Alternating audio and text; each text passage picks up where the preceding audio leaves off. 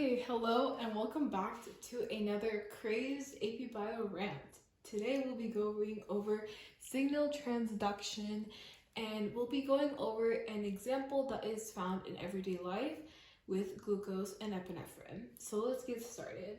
So I'm going to be taking this lovely white chalk here and I'm going to draw the cell barrier, just like the outer barrier, just so we can see all the surface proteins that we're going to be plotting down in a few moments. Okay, so we know that this unit talks about receptors and ligands, so it's obvious that we have to have those in there. So I'm going to draw my first receptor in this nice blue color. That's a rough idea of what it looks like. So this is going to be our first receptor and is actually known as a G protein. Okay, so once we have our G protein, there obviously has to be something that goes in it and that sends the message further, right? And so we have to have that starting point. So the starting point is going to be a ligand. And this is a ligand. Ligands are basically chemical substances that send along messages throughout cells, throughout the body, and just transmit any needed signals for the function of life. Okay, so once the ligand attaches to the G protein, it slightly modifies its shape because that's just what the chemical reaction does when this docks onto this active site right here. And you have to remember this is kind of like an enzyme-substrate relationship. Okay. So next we have to draw another integral membrane enzyme, and this is going to be known as adenyl cyclase. And this is just going to be a neighboring membrane protein. Now what you have to realize is at the end of G proteins, we have these wonderful things called alpha subunits, and they just look like this, right? And these are what we call alpha units. So once the ligand docks onto the G protein, one of these units goes over to the adenyl cyclase. Let me write that in. Adenyl cyclase.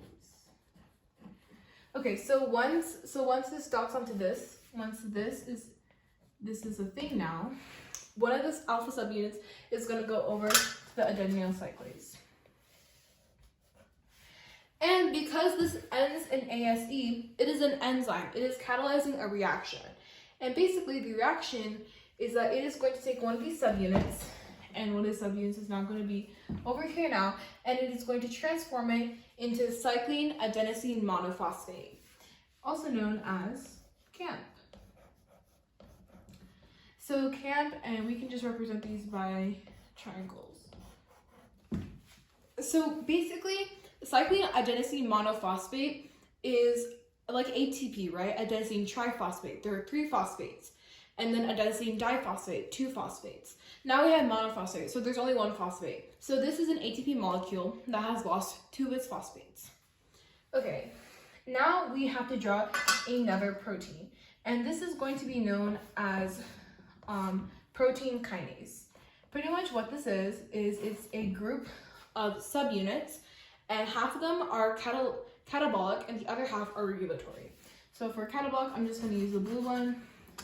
For regulatory, I'll just use white.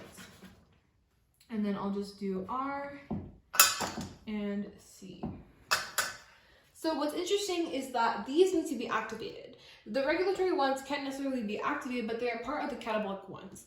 So the catabolic ones are the ones that have to be activated in order to carry out their catabolic processes. So in order to do that, we have a form of ATP here.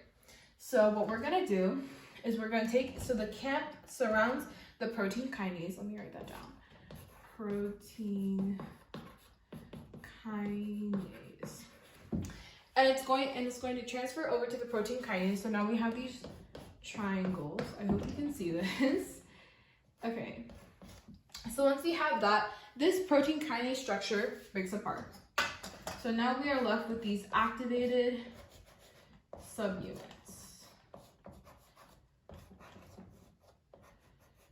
was enough. So now we have these activated subunits. Now, these are charged and full of energy, and it has to complete the process somehow. So this is when the whole phosphate idea comes in.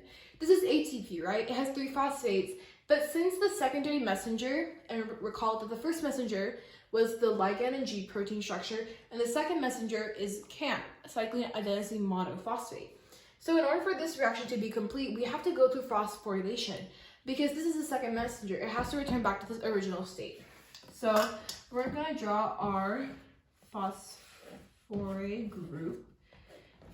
And essentially what's going to happen, these are charged with ATP, adenosine triphosphate. There are 3 phosphate molecules in each of these, let's just say. So then all we're going to do is we're going to transfer the phosphate over to here. And that requires energy. And essentially what this is a glucose chain. This is a chain of glucose. This is a chain of glucose. And essentially what we're doing by adding on a phosphate, we're making up for that space of the glucose that is to be lost.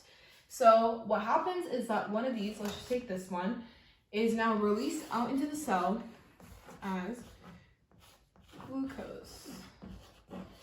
And that is how your cells are able to access glucose, right? Because when we eat, that form of glucose isn't necessarily readily acceptable to us. We have to transform it into ATP, but some of it gets stored into our cells, and in order to be used again, we have this whole signal transduction process to go on.